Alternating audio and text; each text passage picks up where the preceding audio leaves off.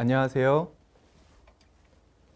아시아태평양 이론물리센터 과학문화위원 손승우입니다. 모두들 평안하신지요? 올해에는 특별히 올해 과학도서 강연을 온라인으로 이어가고 있습니다. 이곳 서대문 자연사 박물관에서 강연을 시작한 지 제법 되었는데요. 오늘은 그 마지막 시간으로 만화로 배우는 곤충의 진화 김도윤 작가님을 모시고 강연을 들어보도록 하겠습니다. 김도윤 작가님, 강연 시작해 주십시오. 네, 안녕하세요. 만화로 배우는 곤충의 진화를 그린 김도윤이라고 합니다. 반갑습니다. 네, 저는 만화로 배우는 곤충의 진화를 그려서 덕분에 여기서 이제 곤충에 대한 강연을 하는데요. 네, 곤충의 진화 말고도 여기 보시는 이제 공룡의 생태, 오디세이, 속녀들의 수첩, 그리고 비매품이긴 했지만 의외로 잘 팔린 쇳불돼지 이런 이상한 만화를 그렸습니다. 오늘 강연을 서대문 자연사 박물관에서 한 게 되게 좀 영광스러운 게요. 만화로 배우는 공룡의 생태를 보면 나오는데 뒷장에 약간 이런 만화가 나옵니다. 서대문 자연사 박물관의 입구에 들어서면 커다란 수강류 골격을 맞이해 주는데 그 수강류 골격에서 아이들이 되게 공룡에 대한 꿈을 꿈고 아이들이 과학자가 되지 않냐 이런 만화를 되게 생각 없이 그렸는데 이게 책에 들어갔어요. 이제 아크로칸토사우루스를 얘기한 건데요. 저도 이제 옛날에 이제 여기 서대문 자연사 박물관에 있는 아크로칸토사우루스 보러 자주 왔는데요. 네, 그거에 대한 애정을 담아서 만화도 그리기까지 했는데 오늘 여기서 강연을 하게 돼서 되게 영광입니다. 이 서대문 자연사 박물관의 아크로칸토사우루스를 얘기했는데 사실 제가 곤충을 이렇게 좋아하게 된 이유는 되게 이 박물관의 공룡과 연관이 있습니다. 제가 원래 공룡을 되게 좋아해가지고요. 원래 공룡학자가 되려 했는데요.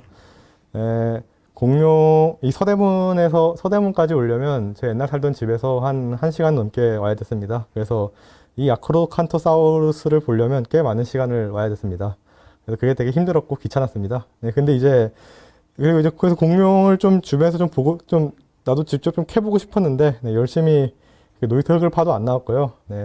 미국에서는 이제 어떤 유치원생이 마당 뒷마당을 파니까 트리케라톱스 뿔이 나왔다, 안키로사우루스 골편이 나왔다 이런 게 나오는데 걔네들은 이제 그 동네가 이제 공룡이 살던 백악기 지층이 많으니까요. 표면에 노출된 게 많으니까 가능한데 우리나라는 특히 서울은 화산암 지대니까 그런 게 불가능했던 거죠. 근데 그것도 모르고 뭣도 판 거예요. 그러니까 안 나오니까 이제 공룡에 되게 배신감을 느끼고 실망했는데 이제 주변에 이제 뛰어다니는 곤충에 눈이 간 거죠.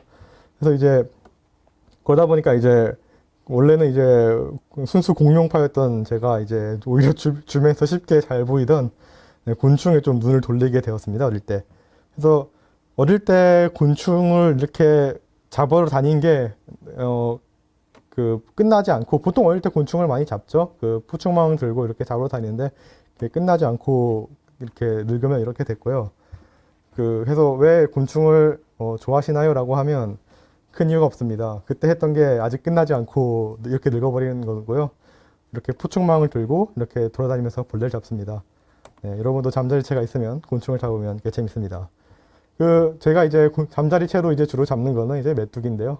메뚜기가 되게 재밌습니다. 그래서 제가 이제 잡은 메뚜기를 그냥 잠시 자랑 삼아 좀 보여드리자면, 이거는 이제 한국 민날개 메뚜기 메뚜기라고 약간의 뒤사정이 있는 소백산 천문에서 찍은 건데, 그런 게 있고요. 그리고 이제 어리어치, 풀무치 이런 멋있는 메뚜기들이 우리나라에 있죠. 그리고 이런 거 이제 보면 되게 기분이 좋은 메뚜기들이고요. 다른 사람들 보여줘도 멋있다라고 합니다. 크고 멋있고 색깔도 이쁘고 성격도 이상한 애들도 있고요. 날개 피고 위협하는 게 되게 얘 보면 날개를 피고 위협을 하고 있죠. 멋있습니다. 이제 메뚜기를 좋아하다 보면 되게 약간 심연으로 가는데요. 요건 보면 이제 사람들이 보면 이게 뭐가 좋다고 이렇게 좋아하는 거니라고 하지만, 이거는 이제 뚱보주름 메뚜기라고 우리나라 이제 멸종위기종입니다. 그래서 귀한 메뚜기고, 판파게테라라는 되게 독립적인 분류군에 있는 메뚜기고요. 얘 보면 이게 딱 봐도 이쁘죠. 강변 메뚜기라고 옛날엔 되게 흔했다고 합니다. 서울에선 살았는데 이제 오늘날 개발이 많이 되면서 이제 강원도 어디 산골에 보존된 모래길에다 가야 이제 나오는 그런 메뚜기가 됐고요. 요거는 이제 또 이제 섬서구 메뚜기라고 되게 흔한 메뚜기 중에 이렇게 날개가 분홍색이 있습니다. 우리나라 제주도 서귀포의 일부랑 또 가거도라는 섬 밑에서만 나옵니다. 그래서 이제 그걸 보러 아주 심연의 밑으로 내려가는 짓을 하는 거죠. 그 다음에 이제 요거는 이제 꼽등인데요. 네, 사람들 꼽등이 보면 징그러워하지만 꼽등이도 이제 급이 있습니다, 여러분. 네, 꼽등이도 흔한 꼽등이가 있고 귀한 꼽등이가 있고 멋있는 꼽등이가 있습니다. 네, 이게 되게 멋있는 꼽등입니다. 이걸 보려고 열심히 돌아다녔습니다. 네, 그래서 이제 저 혼자 보고 좋아하는 네, 그러니까 메뚜기의 심연을 지금 자랑하고 있습니다. 네, 그리고 이제 또 이제 더욱더 이상한 걸 보여드리면 요거는 이제 딱 봐도 이쁘죠? 뭐 날개가 분홍색인데 네, 사목날개 메뚜기라고 얘도 이제 옛날엔 많았는데 지금은 정말 극히 일부 지역에만 살고요. 이거 보려고 정말 땡볕을 돌아다니면서 정말 온갖 곳을 돌아다 실패하다가 올해 겨우 봤네요. 그리고 이제 요것도 이제 뭐 2011년에 뭐 새로 보고된 신종인데요. 아주 요만합니다. 자꾸 저 혼자 좋아하죠. 아무도 잡았다고 자랑해도 뭐 인정해줄 사람이 없는 혼자서 좋아하는 겁니다.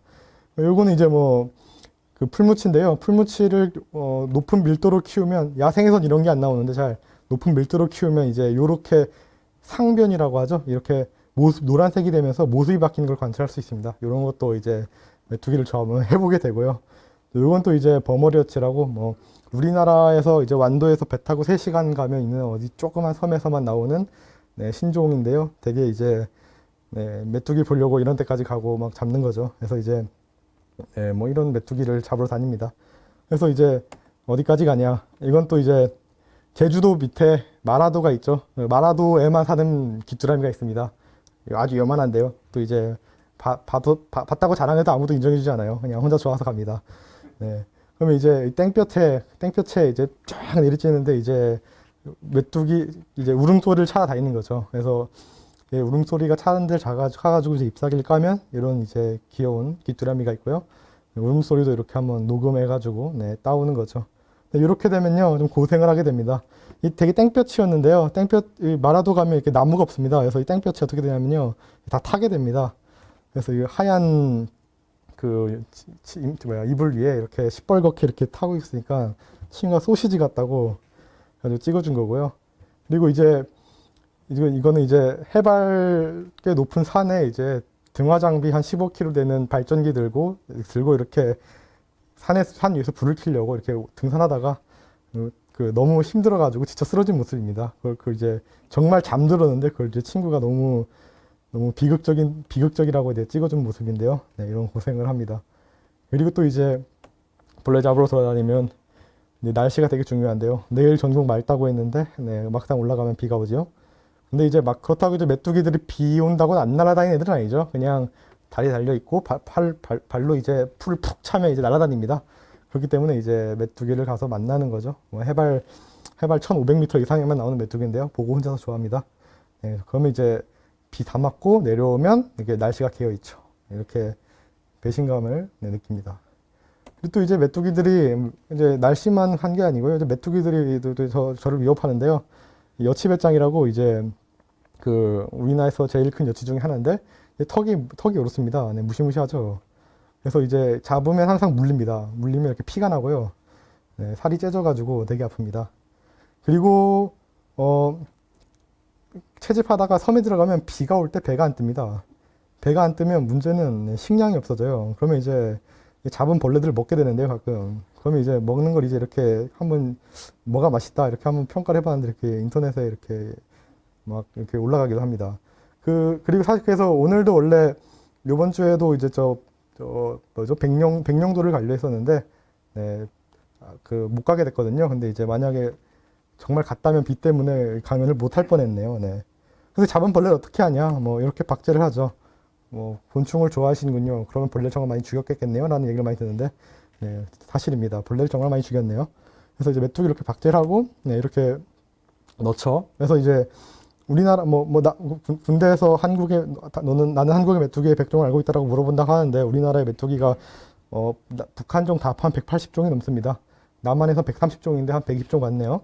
근데 이제 북한 메뚜기 180종이 있으니까 네, 북한 메뚜기가 되게 네, 탐납니다. 이 한국 남한 메뚜기 거기다 보니까 그래서 이제 그 민충이 쑥대오름이라는 속담도 있어요. 북한 보면 뭐냐면요, 되게 그 가슴 썰인 속담인데 민충이라는 이 벌레예요. 근데 이제 북한 민충이를 못 구하니까 제가 이 몽골 걸 샀습니다. 몽골 걸 산 거 아니고 구했죠. 어떻게 그 가시분한테. 그래서 이제 뭐냐면 이제 민충이라는 이 뚱뚱한 벌레가 이제 겨우 쑥대에 올라가서 장한치 한다는 뜻으로 이제 보잘것없는 자가 별것 아닌 일 해놓고 잘난 듯이 우쭐대는 모양을 비꼬는 말이라고 합니다. 되게 이제 잔인한 말인데요. 뭐 이런 속담도 있듯이 북한에는 이런 벌레도 있습니다. 북한 벌레를 보려고 북한을 가면 이제 큰일 나죠. 저는 그렇게 벌레만 보고 싶은데 그 자칫 오해를 일으킬 수 있으니까 북한을 가면 안 되고 러시아를 갔습니다. 그래서 러시아를 가가지고 북한 벌레들을 보고요. 그래서 그 러시아 주변을 깔짝짝 대면 이렇게 북한 식당 가면 이렇게 북한 연주도 해주고요. 네, 저 이상한 들개들한테 쫓기기도 하고 이상한 고양이들한테 쳐다도 봅니다. 그리고 이제 북한이랑 이렇게 연관된 한반도의 메뚜기를 이렇게 살펴보고 있지만 사실 해외에 잘생긴 곤충들이 땡기는 건 사실입니다. 이거 한 7년 전 글인데요. 호주가 너무 가고 싶다 하면서 제가 이렇게 올린 글이네요. 사진이 불독개미인데 되게 잘생겼죠. 그래서 올해 코로나 터지기 전에 막판에 한번 호주를 갔었는데요. 이런 너무 좋아서 입이 세모죠 거의. 이 개미가 되게 큰데요. 이런 불독개미도 보고 이상하게 생긴 도마뱀도 보고 하는 와중에 역시 호주에서만 사는 독특한 메뚜기들 보고요. 호주 오스트레일리아권 하면 이제 웨타라는 이런 되게 재밌는 메뚜기들이 있는데요. 이런 것도 보고요. 거대한 어리여치들, 그다음에 이런 열대 여치들 좋죠. 이것뿐만 아니라 이제 이런 거대한 뭐 대벌레도 있고요. 이런 대벌레랑 이렇게 이쁜 나비랑 뭐 앵무새도 돌아다니고 있습니다.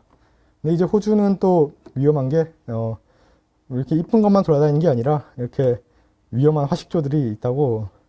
이거 주라기 공원이죠. 뭐 비웨어웨어 하면서 이거 주라기 공원인 줄 알았습니다. 벌레 잡으러 돌아다니는데 이렇게 화식조가 언제든 출몰할 수 있으니 조심하라 이러면서 이런 게 돌아다니고 있습니다. 다행히 안 봤는데요. 그 주변에 돌아다니까 새 관찰하시는 분을 만났는데 그분은 오늘 봐가지고 너무 무섭다고 그런 얘기도 해주시고, 그 와중에 이제 벌레 잡으려고 이제 돌돌 치면 이렇게 거미도 나오고 전갈도 나오고, 그 와중에 옆을 돌아다 보면 뭐 이렇게 거의 사람 죽일 기세로 이렇게 가시가 돋친 식물도 있죠. 뭐 사람한테 거의 원한이 있는 것 같아 보이는데요. 이런 이제 식물들을 이제 이렇게 해외를 돌아다니면서 벌레를 봅니다. 그럼 이제 뭐 이렇게 해서 뭐 벌레를 보면 뭐가 있냐 하면 뭐 재밌는 건 있죠. 뭐 굳이 이제 얘기해 드릴 수 있는 것만 얘기해 드리자면, 요거는 이제 제주도에서 보고 와, 뭐 제주도 메뚜기는 진짜 크구나 하면서 이제 되게 신기하게 찍었는데, 나중에 저 러시아 학자분이 뭐 제주 끝검 메뚜기라고 새로운 종을 해놨더라고요. 그래서 이거 역시 크다고 신기하고 넘어갈 게 아니구나, 관찰을 잘해야겠구나라는 이제 좀 뼈아픈 경험을 한 메뚜기가 있고요. 그리고 이건 이제 그 갈색 여치라고 엄청 흔한 여치입니다. 엄청 흔한 여치라 가지고 하도 많이 잡아서 안 잡았죠. 안 잡았는데 이제 나중에 보니까 이제 북쪽이랑 남쪽이랑 다른 종이었던 거죠. 그 종군이라고 하죠. 스피시스 컴플렉스인데 그런 게 이제 후속력으로 밝혀져 가지고 이거 참 게을리도 채집했구나 하면서 또 열심히 또 관찰해야겠구나 뭐 이런 그런 그 교훈을 얻은 적도 있습니다. 이렇게 이제 아무도 관심 없는 벌레 얘기를 한번 해봤고요. 결론은 이제 메뚜기가 좋다는 건데, 메뚜기 얘기를 이제 해서 이제 이런 얘기를 한 거는 오늘 주제인 이제 메뚜기에 대해서 얘기를 해보려고 했던 겁니다. 근데 이제 메뚜기를 이제 왜 얘기를 하려 하냐, 굳이 우리가 메뚜기에 대해서 알아야 되냐, 그걸 또 유재석 씨가 이런 얘기를 하는데요. 왜 메뚜기에 대해서는 알아야 됩니다. 우리가 왜 알아야 되냐면요. 그리고 뭐 알면 좋은 것도 있어요. 이게 사진이 있는데요. 이게 뭘까요? 보면 중동이나 아프리카 쪽 마을 같은데 여기 보면 이렇게 시꺼먼 게 있어요. 시꺼먼 게 보면 이렇게 막 점 같은 게 있는데, 이게 메뚜기 떼입니다. 거의 무슨 황사같이 날아다니는데, 우리나라는 황사가 날아다니지만 여기는 이제 메뚜기 떼가 이렇게 황사같이 이렇게 붑니다. 바람같이. 그래서 좀 더 확대해 보면 이렇게 메뚜기 떼들이 돌아다니고요. 이렇게 쉬어 물려 있죠. 이런 게 한번 날아가면 이렇게 하늘 가득 덮죠. 그리고 여기 이제 좀 더 이제 가까이서 보면 이렇게 메뚜기들이 가들가들한 게 보이죠. 사람이 거의 가득 메워버립니다. 메뚜기 떼에 의해서. 이런 애들이 이제 식물에 이렇게 앉으면요, 이렇게 식물이 이렇게 축 처집니다. 축 처져가지고 저 식물을 다 먹습니다. 다 먹고 다음 식물로 이동하고 이런 것들을 하는데요. 이런 메뚜기, 보면 애들이 되게 좀 즐거워 보이지만 전혀 즐거운 상황이 아니죠. 왜냐하면 이제 그 특히 지금 다들 코로나 얘기를 많이 하고 또 이제 코로나 2020년 이제 코로나로 인한 이제 많은 피해 얘기를 하지만 저 아프리카와 중동은 지금 메뚜기 떼로 또 되게 고통을 받고 있습니다.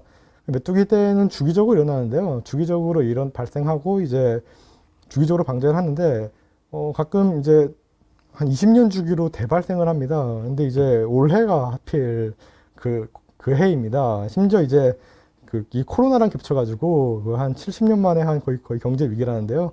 그래서 이제 아프리카에서 발생한 메뚜기 떼가 네, 이렇게 이쪽까지 넘어가고요. 그 다음에 이제 그 중동 넘어가서 뭐 중국 쪽까지 가지 않겠냐 이런 얘기를 하고 있습니다. 그래서 이제 메뚜기가 이렇게 그 코로나 바이러스와 함께 네, 인간 경제에 이렇게 커다란 영향을 미치는 무서운 존재들인데요.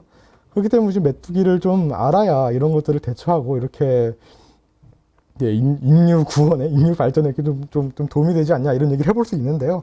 사실 뭐 이런 얘기는 잘 못하는 얘기들이고요. 그 메뚜기를 이제 뭐 알아야 되고 뭐 제가 메뚜기를 좋아하는 이유는 사실 이런 이유는 아닙니다. 네, 메뚜기가 네, 이뻐서 때문이고요. 딱 봐도 이쁘지 않나요? 네, 색깔이 알록달록하죠. 그래서 네, 메뚜기는 예쁘기 때문에 네, 메뚜기에 대해서 얘기해 볼까 합니다. 자, 메뚜기는 일단 간단히 얘기하자면 네, 오섭테라라 하고요. 사진에 있는 다양한 메뚜기들이 있죠. 뭐 메뚜기, 풀무치, 뭐 땅강아지, 여치, 뭐 곱등이, 귀뚜라미, 뭐 색색이, 뭐 긴꼬리 여러 가지 이제 그 다리 길고 막 점프하는 노래 부르고 이상한 것들을 다 이제 메뚜기라고 부릅니다. 그래서 이제 메뚜기는 뭐 어디서 어떻게 이런 이름 부르게 됐냐? 일단 우리나라 메뚜기는요, 뭐 산매에다가 뛴다 해서 메뛰기입니다. 그래서 이제 매에서 뛰는 애들 해서 메뛰기라고 부르고요. 뭐 또 다른 뭐 설로는 이제 저 드라비다어 중에 메뚜기를 메띠라고 하는데 이거 농업 용어로서 벼농사와 함께 들어온 게 아니냐 메띠란 용어가 뭐 그런 설도 하나 있습니다. 뭐 라틴어 오소프테라는 뭐 얘네들 날개 고든 특징이 있는데 그래서 고든 날개에서 오소프테라 그 프테라가 날개니까요. 프테나도든 할 때처럼 그래서 이제 오토프테라고 부르고요. 로커스트라고도 부르는데 영어로 로커스트는 이제 불타버린 땅을 얘기합니다. 얘네들 이렇게 물이 져가지고 이렇게 그 온갖 곳을 초토하고 다니는데 그게 이제 거의 뭐 불이 한번 휩쓸고 지나가는 자리랑 마찬가지이기 때문에 로커스트라고 부르는 거죠. 또 이제 그런 로커스트 말고도 이제 여치 중에 우는 애들을 캐티디드라고 이제 초록색 그런 애들 캐티디라고 부르는데요. 캐티디드는 뭐 그 울음소리를 그냥 캐티디드라고 쓰고요. 그 다음에 그걸 말장난으로 캐티디드, 캐티디든트, 캐티디드, 시디드 이런 식으로 얘네들이 말장난을 합니다. 그런 데서 이제 오지 않았냐라고 얘기를 합니다. 중국에서는 메뚜기를 황충이라 부르는데요. 그 이유는 이제 일단 생긴 게 크고 멋있고 잘생겼잖아요. 그 와중에 그러니까 황제 곤충이라는 뜻인데 또 그 와중에 그 가슴판에 보면 왕자가 있습니다. 가슴판에 그 주황색에 이렇게 있죠. 그렇기 때문에 이제 황충으로 부르고요. 또 이제 일본에선 바타라고 부르는데요. 얘네들이 날 때 이제 날개가 서로 부딪히면서 바다다다다 소리가 납니다. 그래서 이제 바다다다다 거리는 그 소리에 따라서 바타라고 부르는다고 이제 추측은 합니다. 그래서 이런 메뚜기가 이제 온갖 곳에서 다양하게 부르는 이유는 네, 온갖 곳에 다 살기 때문인데요. 뭐 도심공원에만 가도 사실 되게 저는 만족스러운 양의 메뚜기를 볼 수 있습니다. 전문적인 포충망을 들고 어디 오지를 찾아가지 않아도 한강 시민공원만 가도 되게 만족스러운 귀엽고 잘생긴 메뚜기를 많이 볼 수 있고요. 뭐 이런 도심공원뿐만 아니라 또 이제 뭐 동굴에도 메뚜기가 있고요. 뭐 나무가 안 사는 거의 고산지대에 가도 메뚜기가 있고요. 바다에 가도 돌에 사는 메뚜기가 있고 그리고 모래사장에 사는 메뚜기 따로 있습니다. 이런 식으로 메뚜기들 온갖 곳에 이제 살아가고 있는데요. 그렇기 때문에 이제 추정키로 지금까지 메뚜기가 한 28,000여 종이 네, 발견이 되는데요. 최소 한 6만 종은 있을 것 같다 생각을 하고요. 최대 한 10만 종은 더 있지 않나라고 이제 추정을 합니다. 네, 그다음 메뚜기의 특징은 얘들 보면 이제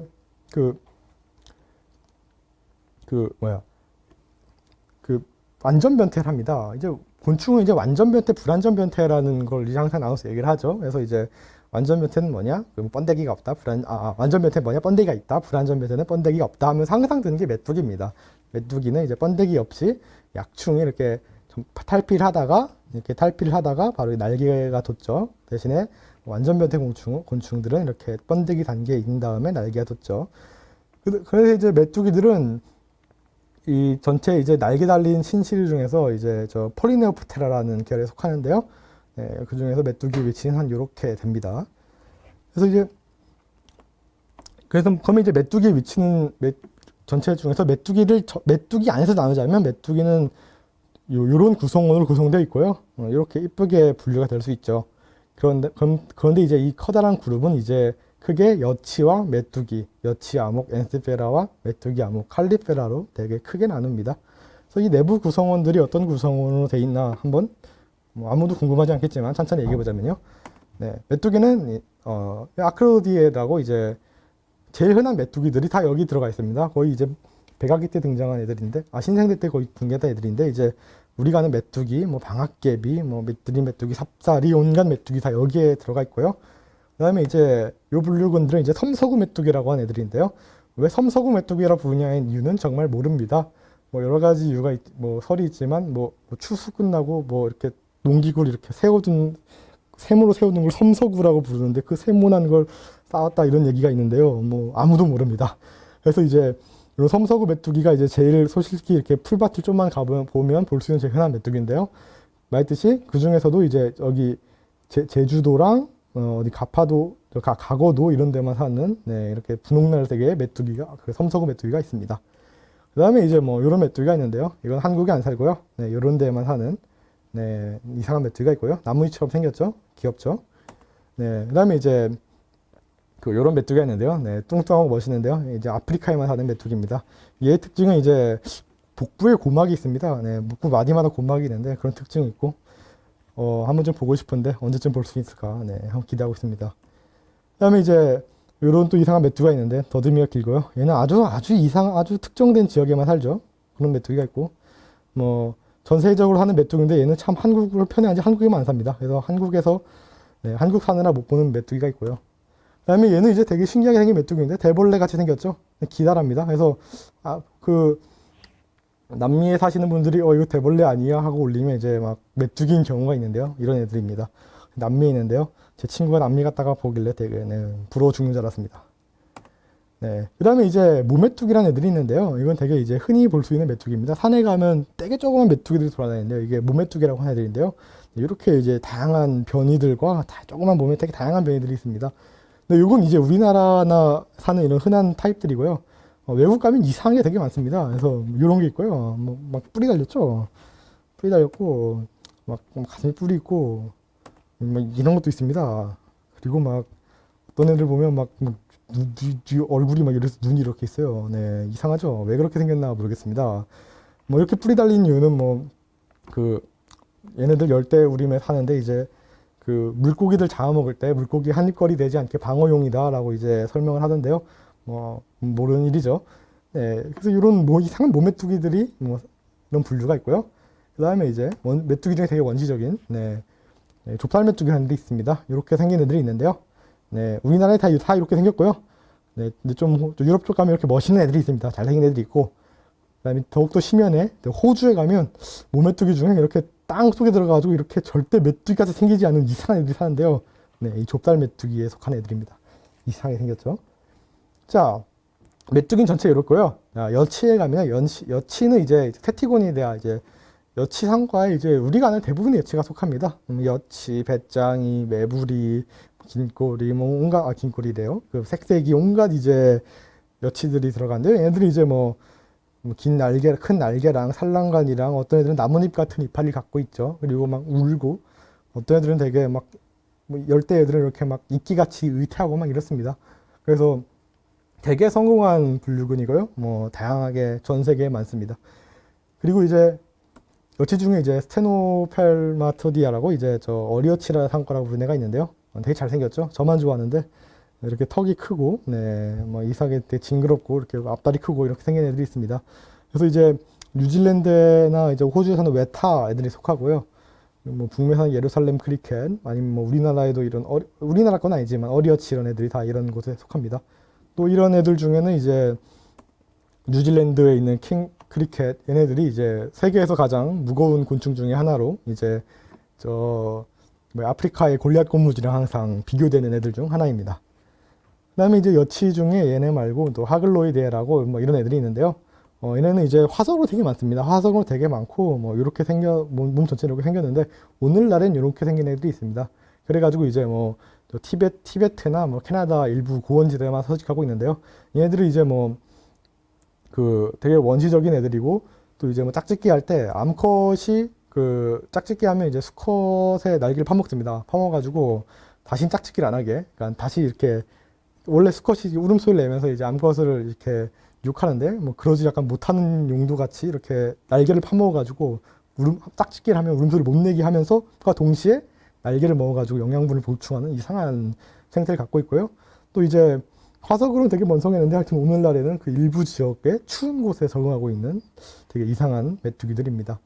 그 다음에 이제 여치 중에는 또 레피노프레드라고 하시게 하는 여러분들의 시각 테러를 방지하기 위해서 작게 했는데요. 꼽등이입니다. 그 꼽등이들이 뭐 이런 데에 속하고요. 제가 사실 저는 초등학교 때 꼽등이를 처음 보고 와, 이렇게 잘생긴 곤충이 있나 하면서 감탄했거든요. 등이 이렇게 굽고 막 너무 잘생겼다 하면서 그걸 잡아서 키웠어요. 하면서 곤충 도감에서 꼽등이라는 애가 있구나 하면서 감탄했었는데 이게 징그러움의 대상이 되는 것을 보고 되게 놀라했습니다. 그 다음엔 이제 중동에만 사는 중동과 아프리카 일부에만 사는 뭐 이런 애들이 있습니다. 스키조닥틸러데 이러면서 아주 발달된 다리랑 뭐 얘네들 또 사막에서 살기 때문에 사막에서 안 미끄러지려고 패대가 되게 넓습니다. 그러면서 막 아주 이제 활발하게 사막을 이제 뛰어다니기 위해서 발달된 다리를 갖고 있는 거죠. 그래서 이런 이상한 물건이 또 있고요. 그 다음에 이제 이런 이상한 거 말고 이제 또 여치 중에서 이제 되게 우리랑 친숙한 귀뚜라미들이 속합니다. 멜로디에라고 귀뚜라미죠. 그 다음에 뭐 이런 긴꼬리 이런 애들도 있고요. 이거 우리나라에 있는 건데 청솔 귀뚜라미고 되게 이쁘죠. 이렇게 이쁜 귀뚜라미도 있습니다. 귀뚜라미 중에. 그리고 우리나라에도 있는 건데 풀종다리라고 귀뚜라미는 항상 이렇게 귀뚤 울지만 안 있는 귀뚜라미들도 있습니다. 날개 암컷 사진이긴 하지만 수컷들 중에도 이제 안 우는 귀뚜라미들이 있습니다. 그 다음에 이제 귀뚜라미라고 옛날에 하나 묶었지만 따로 분리된 게 있는데요. 땅강아지 상과라고 땅강아지들이 속하는 분류군이 있습니다. 땅강아지가 되게 잘생기고 되게 매력적인데요. 그리고 이상하게 생겼잖아요. 그래서 잡으면 막 손을 파내고 막 되게 힘세고 막 매력적인 애들인데 어떻게 해외나 전 세계 땅강아지들이 좀 독특한 게 있나 싶어서 찾아봤는데 다 전 세계 땅강아지 똑같이 생겼습니다. 그래서 되게 실망했는데요. 옛날에 이것도 해외 땅강아지입니다. 다 똑같이 생겼고요. 땅강아지 상과 중에 되게 특이한 애들이 있는데요. 이 개미집 귀뚜라미라고 개미집을 이렇게 까보면요. 가끔 이렇게 조그맣게 막 튀어다닙니다. 그래서 뭐지 하면 이런 귀뚜라미들입니다.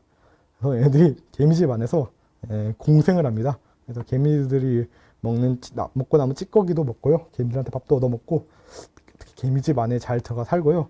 얘를 혼자 키우면 죽습니다. 그래서 이제 아직 잘 밝혀지지 않은 분류군인데 이런 이상한 애들도 있습니다. 그리고 귀뚜라미 일부로 여겨진 털귀뚜라미라고 있는데요. 얘네들도 이제 땅강아지 상과에 속하는 애들입니다. 그래서 이제 요렇게 지금까지 이게 메뚜기 전체 분류군인데요. 이런 애들을 과학자들이 어떻게 하냐? 뭐 옛날에는 막 얘네의 뒷다리가 어떻고 다리가지가 어떻고 더듬이 길이가 뭐 5배를 넘지 않는다. 날개 심역에 CUM이 뭐 분기돼 있다. 뭐 이런 것들을 다 표로 다 그린 다음에 01010101010101010101 해가지고 매트릭스를 다 해가지고 그 분석표를 그렸는데 요즘은 이제 DNA를 까죠. DNA를 가서 시퀀싱을 합니다. 시퀀싱을 해가지고 그 다음에 이제 염기 서열이 시간에 따라서 얼만큼 변화하는지 이제 알죠. 그렇기 때문에 걔네들이 분기 시점이 언제 일어난지 다 이제 아는데요. 그걸 통해서 이런 이제 얘네들 메뚜기들이 언제 분기됐나 압니다. 그럼과 동시에 이제 아까 막 화석 사진 나왔죠. 화석 값들을 이제 넣어가지고 이제 그 시대를 조정하는데요. 그러니까 이렇게 오차가 났는데 이 화석은 딱 요 시대에 나왔으니까 이렇게 화석으로 이제 그 시대를 조정을 하죠. 그렇게 되면 이제 그렸을 때 뭐 여러 가지 값이 나오는데 뭐 석탄기쯤에 이렇게 메뚜기가 출현을 했다라고 나오고요. 뭐 여기서도 다른 연구인데 여기서도 이제 석탄기쯤에 메뚜기가 출현을 했다라고 다 나옵니다. 네. 그래서 이제 석탄기 때 메뚜기가 나온 것 같습니다. 화석은 없는데요. 네, 석탄기에 나온 것 같습니다.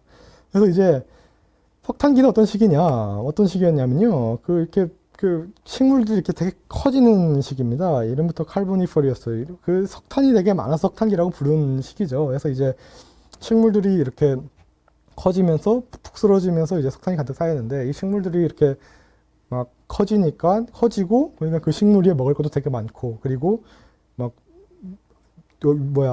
지상에는 무시무시한 풀자들도 막 돌아다니니까요. 그러니까 옛날 초창기 곤충들이 올라갔다가 떨어지든 아니면 뭐 글라이딩을 하든 하면서 이렇게 나는 기회가 생기면서 좀 비행을 했을 거다라고 여겼던 시기인데요. 네, 그때 메뚜기가 출현했던 거죠, 이미. 그러니까 석탄기는 이제 생각보다 이제 많은 곤충들이 등장했던 시기인 겁니다. 옛날엔 최초의 곤충이 비행했다라고 여겼던 건데, 그래서 이제 석탄기 때 어떤 곤충이 있었냐? 그래서 이제 이건 프로토오톱테라 이름도 멋있죠. 메뚜기의 프로토래요. 그래서 이제 프로토타입 같은 건데 이제 뭐 이런 원시적인 메뚜기의 화석들이 나오거나 조상들 가까운 메뚜기 화석들이 보이거나 아니면 이제 그 컴퓨터 모델로 한번 그 메뚜기의 조상들을 이제 추론해가지고 이렇게 모델링한 것들을 한번 만들어 보기도 합니다, 사람들이. 그래서 뭐 석탄기 때 뭐 이런 아마 메뚜기 조상 같은 게 돌아다녔을 겁니다. 그래서 이제 뭐 석탄기가 지나면요 페름기가 되는데요. 페름기가 어떤 시기냐면 뭐 이런 무시무시한 이런 애들이 있죠. 등에 돛달린 애들 돌아다니면서 이제 막 식물들도 커지고 막 생태계가 되게 이제 복잡해진 시기입니다. 곤충들도 이제 많이 등장하는데요. 뭐 이때 이제 메뚜기 화석들이 나옵니다. 이제 그래서 이제 뭐 펄마클레라라는 뭐 이런 메뚜기도 나오고요. 딱 봐도 그냥 메뚜기처럼 생겼죠. 우리가 아는 메뚜기처럼 생겼죠. 그리고 그다음에 뭐 오데치데라는 뭐 이런 메뚜기 뭐 분류군이 있는데요. 네, 이런 심액만 보고도 사람들이 이거 SCP 얼레 메뚜기잖아 하면서 바로 압니다. 네, 그래서 이제 이런 이제 확실히 등장하면서 이제 페름기 때 메뚜기가 확실히 등장한 걸 이제 알 수 있습니다. 그래서 이제 근데 이제 페름기가 되면요, 어떤 일이 일어나면요, 페름기는 되게 이제 많은 곤충들이 살고 많은 생명체가 살던 되게 풍성한 시기인데 이제 대멸종이 한번 일어납니다. 네, 지구 내부에는 이제 멘틀이 대류하면서 판이 움직이는데 이제 그로 인해서 판이 합쳐지면서 판게라는 초대륙이 형성되죠. 그와 동시에 이제 시베리아 데칸트랩이라고 엄청난 거대한 화산이 형성되고요. 그게 터지면서 이제 페름기 대멸종이 이제 촉발되는데요. 네. 그리고 바다도 얼마 없어지고 이러니까 이제 지구가 살만한 곳이 않게 된 거죠. 그러다 보니까 잘 나가던 저 삼엽충도 멸종하고요. 그리고 최초로 비행을 했던 곤충 중에 고망시류라는 애들이 있습니다. 잘생긴 애들인데요. 아쉽게도 다 멸종을 합니다. 그럼에도 불구하고 네, 메뚜기들은 살아남고 고생대를 잘 무사히 넘어갑니다. 트라이아스기가 되면요, 뭐 이런 시기죠. 매력적인 시기인데요. 트라이아스기는 이런 페름기 대멸종이 한번 끝나니까 거의 허허벌판의 시기라서요. 수많은 생명체들이 이 허허벌판에서 온갖 시도를 다 하는 시기입니다. 온갖 시도를 다 해가지고 이상한 애들이 많이 나오는데요. 석추동물은 봐도요. 네, 이런 괴물들이 살아요. 이게 뭔가요, 이게? 네, 저는 트라이아스기가 이런 매력이 있다고 생각하는데요. 네, 이런 애들도 살고, 이런 애들도 살고, 이런 이상한 애들도 살고, 이런 애들도 삽니다. 그래서, 지구가 허허벌판이니까 생명체가 이상한 시도를 많이 하는 겁니다. 그래서, 이런 기괴한 것도 샀는데, 이런 기괴한 것도 살고, 얘는 등에, 이게 뭔가요? 이런 것도 있고요. 얘는 심지어 뒷다리로 비행을 했습니다. 네, 뒷다리로 활동하는 파충도 있는데요. 되게 재밌는 거는, 요 이름 붙여주신 분이 메뚜기 학자예요. 네, 되게 TMI죠. 네, 그렇습니다. 근데 이제, 트라이아스기 메뚜기 화석을 연구했던 분입니다. 네, 트라이아스기가 이런 식인데요. 이렇게 척추동물이 이상한 시도를 했던 만큼 곤충들도 이상한 것들이 많이 나옵니다. 그래서 이제 오늘날 메뚜기에 되게 친척이 되는 이제 폴리네오프테라 계열 중에서 이렇게 대벌레들도 등장을 하고요. 흰개미 부치 아니면 집게벌레 얘네들도 등장하는 시기입니다. 트라이아스기가 되면 되게 독특한 메뚜기가 등장을 하는데요.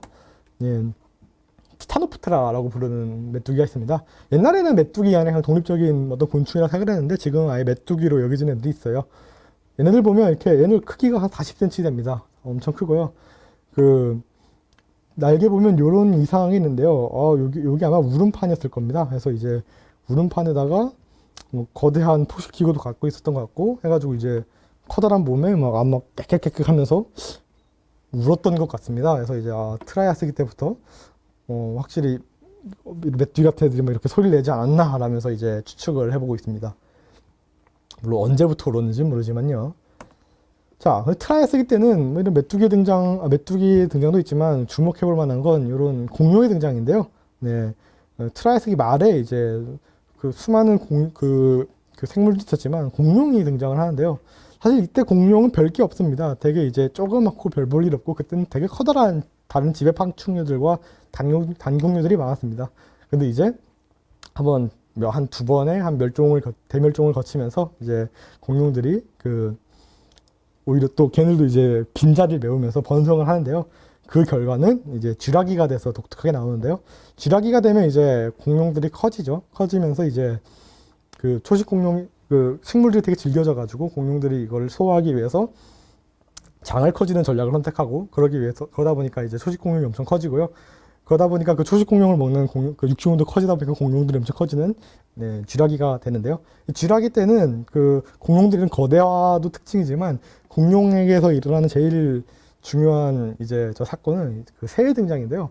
이런 시조새가 등장하고 또 시조새뿐만 아니라 뭐 같은 쥐라기 때 이런 안키로니스라는 이런 새 비스무리한 동물도 등장을 합니다. 이런 새의 등장은 이제 그 곤충들한테 어마어마한 포식자 선택감이 됐죠. 그래서 이제 쥐라기 때는 어떤 곤충들이 등장하면요, 요런 사마귀가 이제 등장하고요. 그다음에 또 요런 메뚜기 화석들이 나옵니다. 근데 얘는 우리가 오늘 아는 메뚜기가 아니에요.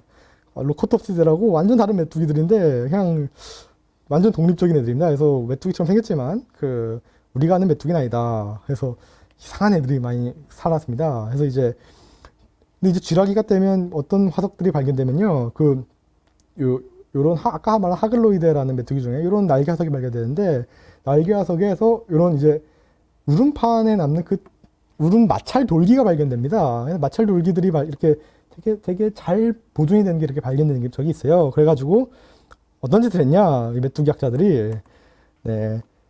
메뚜기 학자들이 마찰 돌기를 항상 되게 섬세히 보는데, 마찰 돌기의 이렇게 계열에 따라 이게 어떻게 울고, 그게 몇 헤르츠고, 막 어떻게 움직이지 다 압니다. 그러다 보니까 이제 화석에서는 얘가 마찰 돌기가 이렇게 있으니까 얘네가 어떤 헤르츠로 어떻게 우는지 그거를 이제 복원을 했습니다. 그래서 이제 한번 들려줘 볼 생각인데요. 네. 들려드리겠습니다.